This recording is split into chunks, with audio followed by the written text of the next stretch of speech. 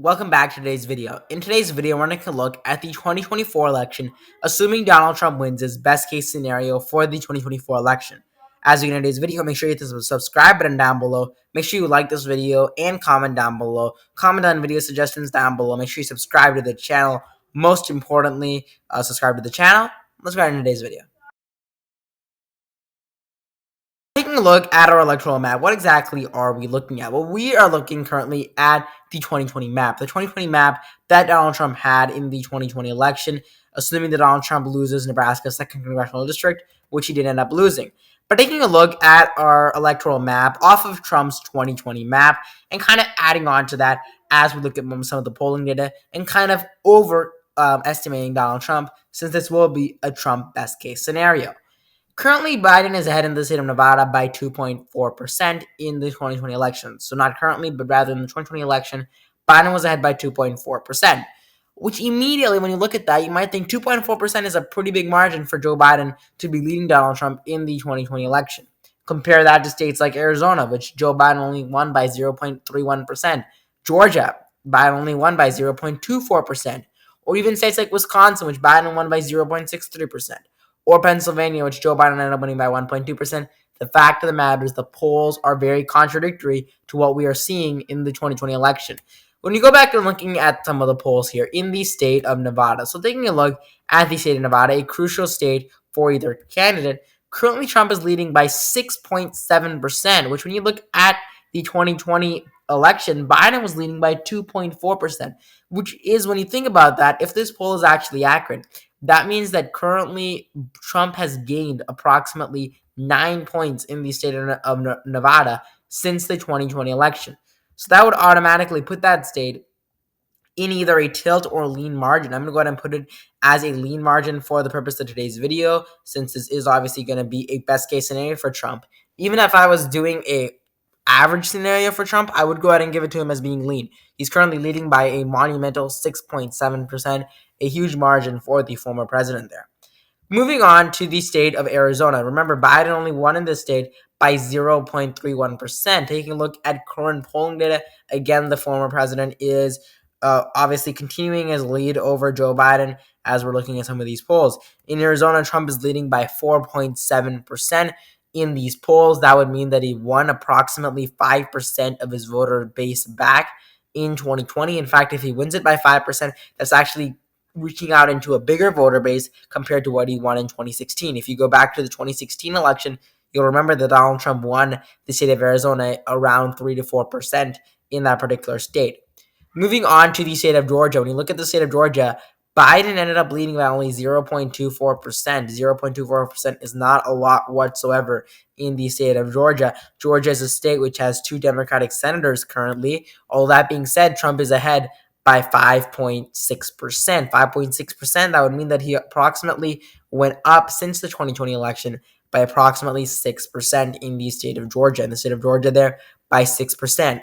This would actually mean that he has right about the voter base that he had in the 2020 election, in the 2016 election. When you go back to the 2016 election, if I just want to show that to you really quick here. So the 2016 election, if you go back all the way back to the 2016 election, you'll remember that Donald Trump ended up beating Hillary Clinton by 5.1%, which is approximately, in fact, if he wins it by 5.6%, that's actually a greater margin than it was in 2016. In Arizona, if you remember, Trump would actually end up winning a greater margin of his voter base. Trump was ahead by 3.5% in the 2016 election, although now, based off of polling data, Trump is currently expanding his margin from 2016. If you look at the state of Arizona right now, currently, Trump is ahead by 4.7%, which is much greater than it was in 2016 by 3.5% of the electoral college, of the percentage of the popular vote in the state of Arizona. Moving on from these states, but taking a look at our electoral map, obviously, in terms of the number of electoral votes Trump currently has at this point, Trump is at 268 electoral votes. Now we're going to go ahead and give Donald Trump several other states, and that includes the state of Pennsylvania. So taking a look at the state of Pennsylvania, when you look at majority of these polls, I believe Trump is ahead by approximately 2%. Let me go ahead and take a look at this poll. Trump is ahead by 2.1%, which is actually bigger than a while ago. It was around 1.9%, 1%. In fact, in April, it was around 1%. Now it's grown all the way up to, I believe, 2.1%. 2.1% currently. Kennedy again is receiving about 8.8%. That being said, I don't expect RFK to win 8.8% of the vote in the swing states. I think a lot of people are overestimating RFK. I think RFK will not be end up winning the amount of margin in the polls that he's winning, because the fact of the matter is that most people in Pennsylvania, who in the swing states rather, who will be going out for and voting for a presidential candidate, will most likely vote for either Trump or Biden, because most individuals know, that Kennedy is not going to win the election. Therefore, if you live in a swing state, you kind of know that your vote is going to be wasted if you vote for RFK. That being said, you do have a lot of individuals in the state of Pennsylvania, in the Rust Belt states in particular, who are very keen to the former RFK in particular. Another thing to consider is that you might be wondering, why is Trump doing better in the Sun Belt instead of the Rust Belt? Right, that might be a question that you may be bringing up. Why is Trump doing better in the polls in the state of Georgia, Arizona, Nevada? And most people will just say, oh, Biden ended up winning by a smaller margin in the state of Georgia and Arizona than he did in Wisconsin, Michigan, or Pennsylvania. That's the reason why Trump is rebounding back. But in reality, I mean, even the state of Nevada, Biden ended up winning by 2.4%. It has not voted for a Democrat since 2004. Why is the polling data currently showing Trump leading by a monumental 6%? When you compare that to a state like, for example, Wisconsin, which is much more conservative, most people would think. I mean, if you go back to the 2020 election, most people would have said, after the 2020 election, that the state of Wisconsin was more conservative than the state of Nevada. Because when you go back, remember, Biden ended up leading by 0.63%, and the state of Nevada, he ended up leading by 2.4%. So obviously, the state of Wisconsin would be more conservative than the state of Nevada, although the polls are shifting. And why might that be? Well, it's because of the fact that Trump is peeling off Joe Biden's coalition. Joe Biden's coalition of the black vote. The black vote is an extremely important voter base that the Democratic Party has traditionally held. That being said, when you go back to the Sunbelt states, they have more black individuals in these particular states. Due to that fact, Donald Trump is actually making gains in the black community, particularly in the state of Georgia, which has a much more black base in terms of Atlanta and certain congressional districts. They have a predominantly black voters in some areas of the state of Georgia, and Trump is winning more of those black voters, which is going to end up peeling off that coalition that Joe Biden had in 2020. And that is why Donald Trump is leading in states like Georgia, in the Sunbelt states, which generally speaking have more black voters, or at least that may be a reason why, compared to the states of Wisconsin, Michigan, Pennsylvania, which are more Rust Belt states, which have more white voters. In fact, when you look at majority of the polls, Trump's support among white voters has actually gone down. Some polls are showing, compared to black voters, where support is actually going up, which may be a reason for why that particular phenomenon is occurring. All right, moving on. Obviously, the state of Pennsylvania, Donald Trump will win by a tilt margin. In his best case scenario, we're going to go ahead and give it to him by a tilt margin. Moving on from the state of Pennsylvania, we're going to go ahead and take a look at the state of Michigan. Now, the state of Michigan is a crucial state for Joe Biden and for Trump to win. Now, it is very interesting. Currently, Biden is leading by a bare minimum of 0.8%, which is an extremely low margin. When you go back to the 2020 election in the state of Michigan, Biden ended up leading by only 2.8%. And again, I just want to kind of talk about that, because before, actually, Biden was ended up behind of Trump by larger margins. When you go back, even in 538, you taking a look at some of these polls, but Trump was leading by around 3 to 4 to even 5% at one point, right? Now he's only leading by 0.5%, which is very interesting in the particular state of Michigan. Although Donald Trump will win this state by a tilt margin. But let's just take a look back at the 2020 election and kind of compare where exactly the voter error was. So going back to the 2020 election, Biden was leading by 7.9% in the polling data in the day, I believe, right before, maybe a day or so before the election, the day before the election, I believe. But even if you go back to around May 24th of 2020, which is at the time 4 years ago up until this point, if you go back to May 24th of 2020, Biden was leading by 6.6% in the state of Michigan. Although when you go to the actual election, Biden ended up leading by only 2.8%, which means that the polling data definitely overestimated then President Donald Trump. So that is very interesting there in the state of Michigan. Moving on from the state of Michigan, let's take a look at the state of Wisconsin, an extremely interesting state to look at. It is considered to be the most conservative states of the Rust Belt, and I do believe that it will vote to the right of every one of the swing states. Actually, I'm not too confident in that, actually, because of the fact that Michigan has a more Arab Muslim population, which may shift the election over to Trump.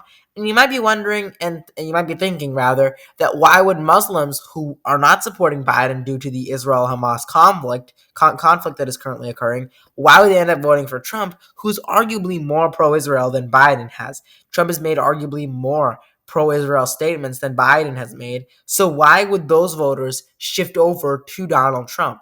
Well, the fact of the matter is that they don't necessarily have to shift over to Donald Trump. They just simply do not have to vote.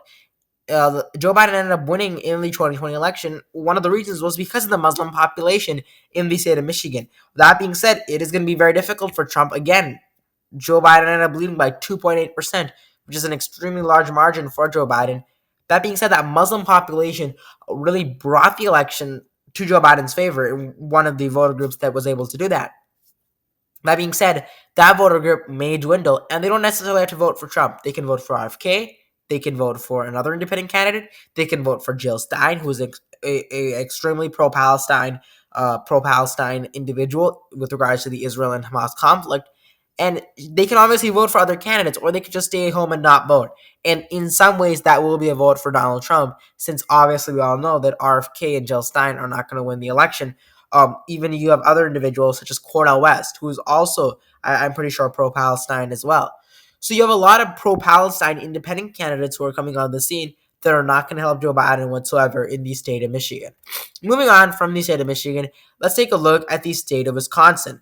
That's really what I was talking about there, was with regard to the fact that which state is going to vote more conservative, Wisconsin or Michigan. It is really going to be a question. I do believe that Wisconsin is going to vote to the right of Pennsylvania. Obviously, Wisconsin had an election in 2022 in which the Republican was able to win by a bare minimum of around 1 to 2%. I believe it was the governor of Wisconsin, governor or senator. I'm pretty sure it was the senator.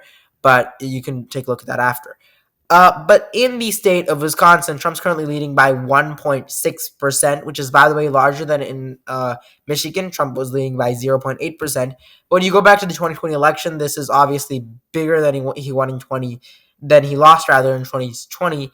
Biden was ahead by 0.63%, although now Trump's ahead by 1.6%. So we're going to go ahead and give the state of Wisconsin to Donald Trump by a tilt margin there, a tilt margin for Donald Trump. All right, now we have kind of filled out some of the states that most individuals think are going to go to Donald Trump. At least a majority of the individuals who are doing election predictions, they think that this is going to be the 2020 map.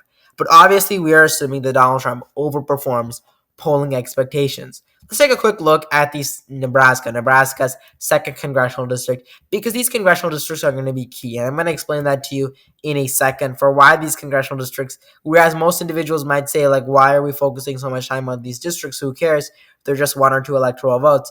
In reality, they are worth much more than you actually think. So in the state of Nebraska, we're going to take a look at the second congressional district in the state of Nebraska. So the second congressional district here, Trump is currently ahead by 3% and 3% in these polls. Okay, so taking a look at this, we're going to go ahead and give Donald Trump the state of Nebraska, second congressional district, by a tilt margin. And it is very good that we do have some polling data from that particular state.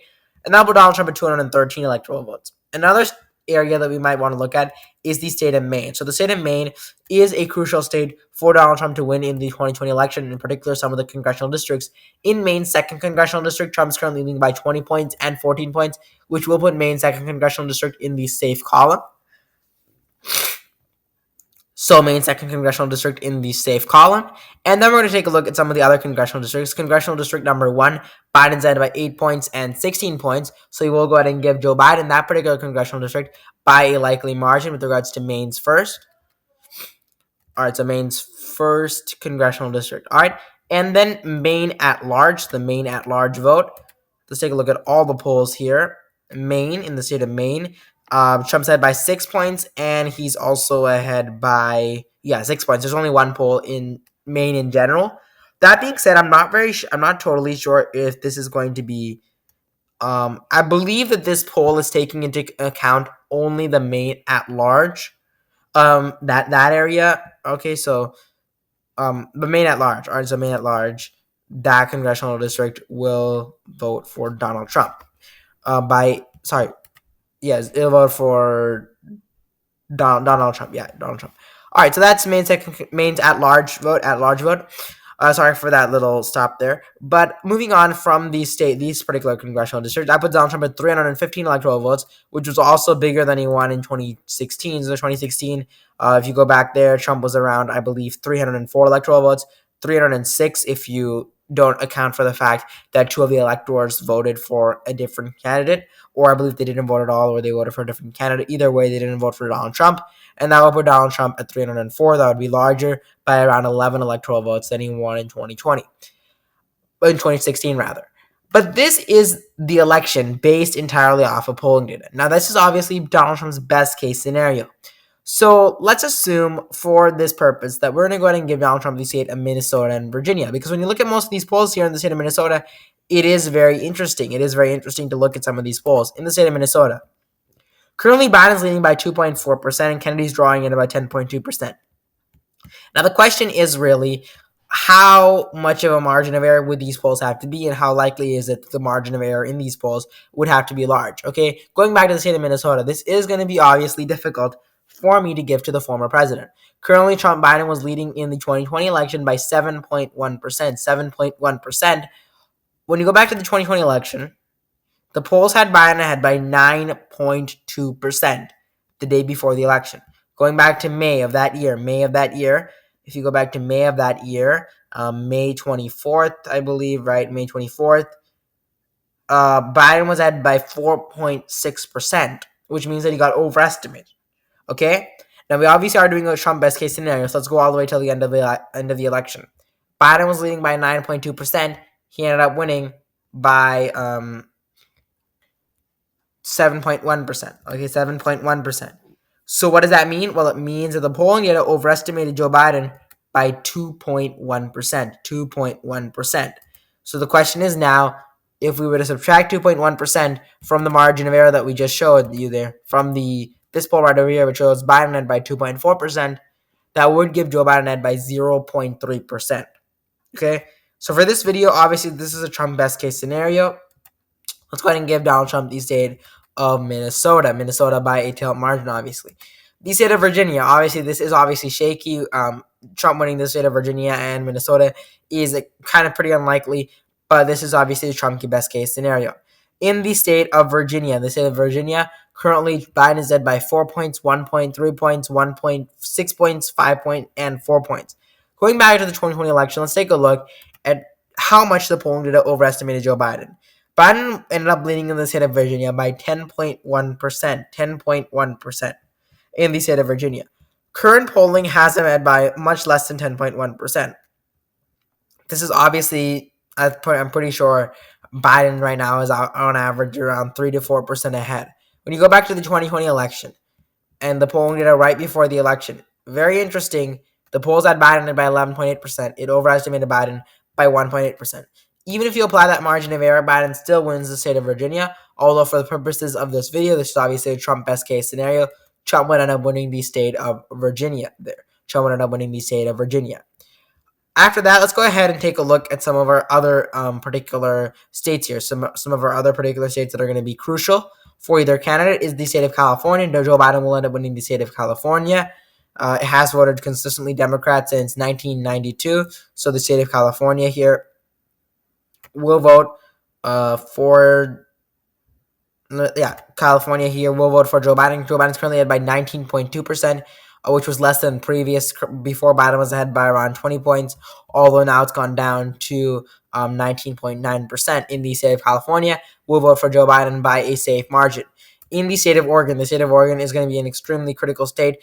CNN released a prediction which showed Biden actually ahead in the state of Oregon by a likely margin, which was extremely interesting. But Biden's currently up by 11 points, 12 points, 15 points, and 10 points. That will go ahead and put that state in around the likely column. And that is the state of Oregon there. Moving on from the state of Oregon, let's take a look at the state of Washington. So the state of Washington here. All right, so the state of Washington currently Trump is behind in this state. I do believe that we had a poll came out recently that showed Trump ahead in the state of Oregon, but not in the state of Washington. I do believe that we haven't had much polling in the state of Washington. We may have, but May 15, this poll was taken. There may have been a couple polls that might have come out that showed Trump ahead. I don't think any polls have really come out that show Trump ahead in the state of Washington. I believe there have been some polls that came out that show Trump ahead in the state of Oregon. Although Biden's ahead by 16 points, 8 points, 5 points, Trump's ahead. And when you include a five-way race, and then Trump's ahead by 1 point, Biden's ahead by 11 points and 16 points. Now, this is obviously a Trump best case scenario. And when you include all 5 candidates, you do see that Kennedy does take a large share of the vote. He takes around 13% of the vote, which is a large share. Trump was ahead by 5 points in that particular state when you included all the candidates. So this is a best case Trump scenario. Trump will end up winning the state of Washington. Extremely interesting, okay? State of Washington by a tilt margin. And then taking a look at the state of Colorado and the state of New Mexico. So this is called state of Colorado and New Mexico.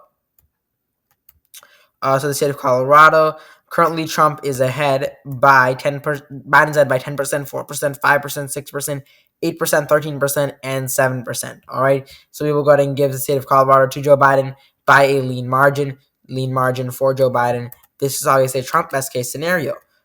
All right, so that's the state of Colorado. Moving on from that state to the state of New Mexico. The state of New Mexico, this state is a state which has voted heavily Democrat in most of our elections. It has voted heavily Democrat. But in the state of New Mexico, currently we have Biden ahead by 6 points, 8 points, 2 points, 11 points, 10 points, and 7 points. Let's go ahead and put that in the lean column there, in the lean column.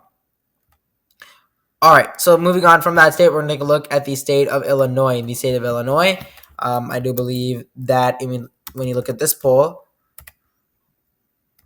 Biden's ahead by 3 points, 10 points, 8 points, 20 points, 12 points, 9 points, and 9 points. This will give Joe Biden the state of Illinois by a likely margin, in the likely margin. So that is for the state of Illinois.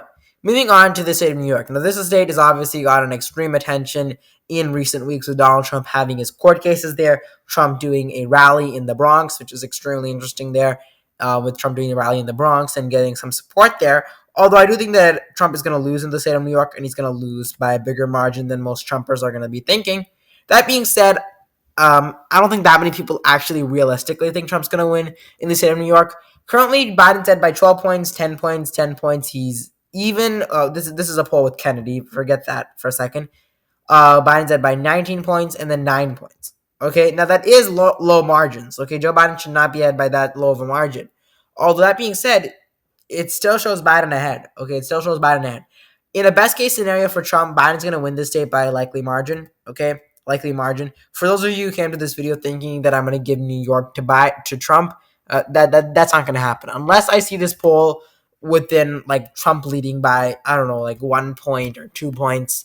I wouldn't give the state of New York to Trump at all. Okay, for a best case scenario for Trump, the polls would be having to show Trump ahead by maybe around 5. Trump behind by only around 5 points. Okay, so New York there in the likely column. Moving on from the state of New York, let's take a look at the state of New Hampshire, since that's right near that alphabetically. Biden's ahead by 4 points, 3 points, 6 points, 9 points, 3 points, 7 points, 7 points. Very interesting in the state of New Hampshire. Very, very, very interesting. Low margins for Joe Biden compared to the 2020 election in some of these some of these polls here. Biden ended up leading by 7.4%. Some polls have him down as much as 3%, 6%, 9%, 3%, 7%, and 7%. So in a Trump best case scenario, I'm going to go ahead and give Donald Trump not this particular state, so the state of New Hampshire. Donald Trump will win in a Trump best case scenario there.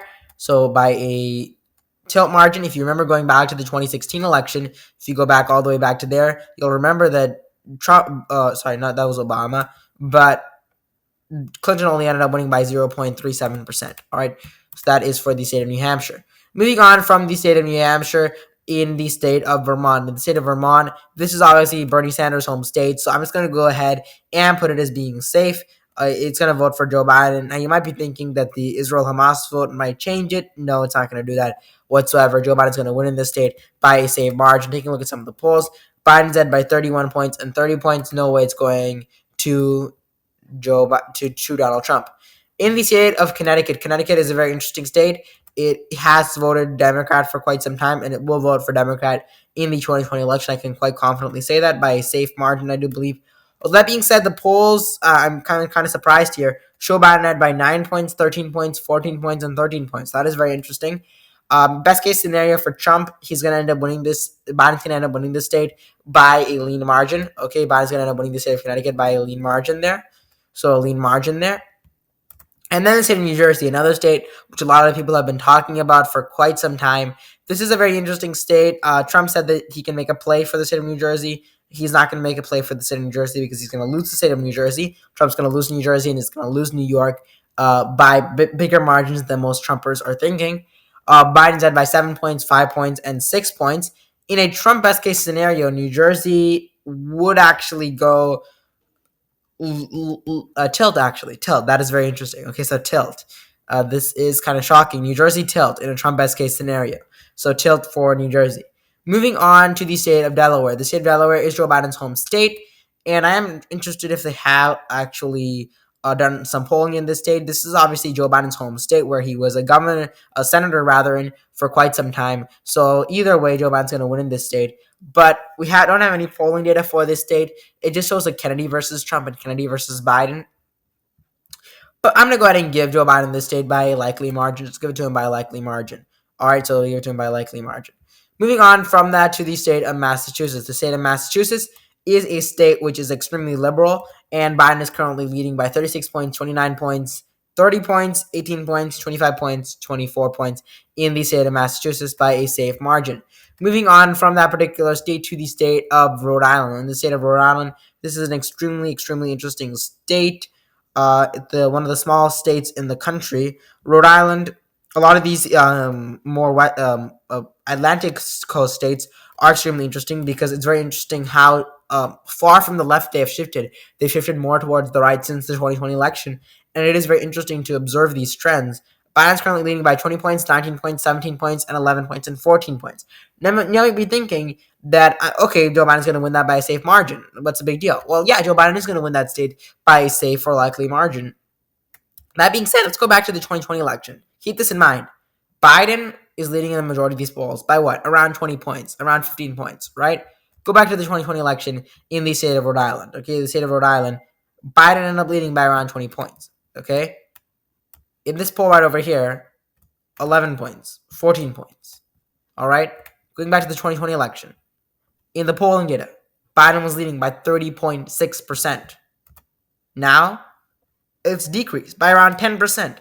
And 10% is a lot, guys. It is a lot. But in the best case scenario for Trump, Biden would end up winning. Biden would end up winning the state of Rhode Island by a likely margin. I'm going to put in the likely margin there. Moving on from the state of Rhode Island, let's take a look at the state of Maryland. The state of Maryland is another interesting state because we can kind of compare how low Joe Biden's support has gone since the 2020 election. It is very interesting to look at. Biden's ahead by 17 points, 22 points, 28 points, 19 points, 15 points, 23 points, 17 points, 14 points, and 21 points. Going back to 2020, now it might be similar, but again, like I suspected, 31.4%. Okay, 31.4%. Not necessarily so good for Joe Biden. In this case scenario, Donald Trump would win Joe Biden would win the state of Maryland by a likely margin. So the state of Maryland by a likely margin there. The state of Maryland by likely margins. Moving on from that to D.C. D.C., I don't believe we have any polling data for D.C. It obviously isn't a state. That being said, let's take a look at this. So D.C., District of Columbia, Biden, we don't have any polling data for 2024. If you look at this, we don't have any polling data for 2024. That being said, Biden's going to win by a safe margin. Okay, Biden's going to win by a safe margin in the congressional district of D.C. Moving on from that to the state of Hawaii, I believe that is our last state that we're going to take a look at. Biden's currently ahead in the 2024 election. This is very interesting. 8 points and 19 points. This is what I'm saying. A lot of these states that have voted traditionally Democrat for the majority of the 21st century, if you go back and look at 2020, Biden was leading by 34.3%. Now, 8 to 19 points. Guys, this does not necessarily mean that Trump's going to win in the state of Hawaii. He's not. Okay, but what does this mean for the Republicans? So that's what really this means. It means that the trends entirely are shifting more towards a more conservative slant in terms of these elections, right? You got to consider this: 34 points ahead. Now he's almost ahead by around 15 points. He literally halved his margin of victory. What does this mean? Well, it means that you can shift the elections over as more elections go by. If the GOP continues on this track, which by the way I don't think they will, I think that after the 2024 election settles down, I think I think his popularity will go down following the 2024 election. I think that Trump's popularity is at maybe one of its highest points right now. I would say that maybe in the beginning of this year, it was actually at its highest points. In January of 2024 is when I would say that it was at its highest points. But Trump is currently leading by huge margins, guys. This is an amazing margin that the former president is leading. So the state of Hawaii, we're going to go ahead and put it in the likely column for Joe Biden. Likely column for Joe Biden. This is a Trump best case scenario for the 2024 election, guys. Donald Trump at 354 electoral votes, Joe Biden at 184 electoral votes. Guys, if you like this video, make sure to subscribe button down below and like the video. It's really helpful if you're able to subscribe and like the channel. Our channel is obviously growing, and I want to thank everybody who has subscribed to the channel. Make sure you hit the subscribe button down below. But with regards to this election prediction, it takes into account several factors, and that is the factor that Joe Biden has lost support since the 2020 election. He's lost support in the safe states, in almost all the states. I only gave Joe Biden 71 safe electoral votes, and a majority of those electoral votes came from California, by the way, guys. Okay, 54 electoral votes from the state of California. Okay, so I mean, even when you look at the state of California, for instance, okay, California, going back to 2020, Biden was ahead by 29.2%. Now, 19.9%. That's a 10-point drop, guys. That's a 10-point drop. And does that mean that California is going to shift right in this election? No. But it's a bad news for the Democrats. It's bad news for the Democrats. They've gone down in every single state since the 2020 election. There's almost no states in the electoral map that Joe Biden's margin of victory has increased. Okay? He's going into this election headstrong in a bad position. You do not want to be in this type of position. That being said, I don't think Donald Trump's going to win this many electoral votes. He's going to win much less. I think that he's going to win currently, I think, around 315 electoral votes currently. But this is not good news for Joe Biden. The fact that we are looking at this electoral map and looking at the polls and seeing that Joe Biden's popularity is going down. And the question is, what can Joe Biden do before the 2024 election? Well, he can do a couple things. He can, first of all, do really good in the debate. That being said, the debate is happening at the worst time possible. It's happening in July, end of July, right? Or I think end of June, right? End of June. So that's a long ways before the election. Okay, just to put that in context, that's July, August, September, October. That's 4 months before the election. Okay, just to put that in context for you guys, okay? That's approximately around the time that Nikki Haley and Ron DeSantis debated. If you go back, remember when Nikki Haley and Ron DeSantis debated? You might not have remembered, but the fifth GOP debate, there was a fifth GOP debate that did not include Vivek Ramaswamy. That fifth GOP debate happened around, I believe, 5 months ago. Okay? If the debate is happening in June for Trump and Biden, and the election is happening in November, that's almost the same length of time. No one remembers the DeSantis versus Haley debate. And I don't know that many people who are going to remember the first Trump v. Biden debate. Okay, so that is with regards to that. That being said, I mean, no one really cared about the DeSantis versus Haley debate. A lot of people are going to be caring about the first debate. Although I do expect the polls to go more in favor of Donald Trump after the debate. That being said, I am very skeptical of that notion. I think that Joe Biden will perform better in the debates than most people think, and I know a lot of people are going to go against me on this. But I think Joe Biden, I believe that he will be pretty prepared for the debates. I'm not the type of individual who thinks that Joe Biden's going to do horrible on the debates. Yes, Joe Biden did do good in the State of the Union. I don't buy the State of the Union argument that much because here's the thing. The State of the Union is fully on teleprompters, okay? You have an entire teleprompter there. You're basically reading off of a script, okay? You're reading off of a script the entire time. And the portions of the State of the Union that Joe Biden went off script, he started not doing so well in the State of the Union. And the The debate is obviously not going to be scripted whatsoever. And he has to stand up for 2 hours in a debate, and Joe Biden's going to do that. So, in that respect, it's going to go down for him. At the same time, you kind of have a general idea of what the debate questions are. Okay, they're going to test. What are they going to ask about the economy? Number one, border, foreign policy, abortion. Trump's criminal trials are definitely going to come up. If Trump gets convicted or not within the next 1 week, that's obviously going to be brought up more or less. It'll have less or more of an effect. Trump's criminal trials, abortion, immigration, the economy, LGBTQ plus, and other race-related issues as well.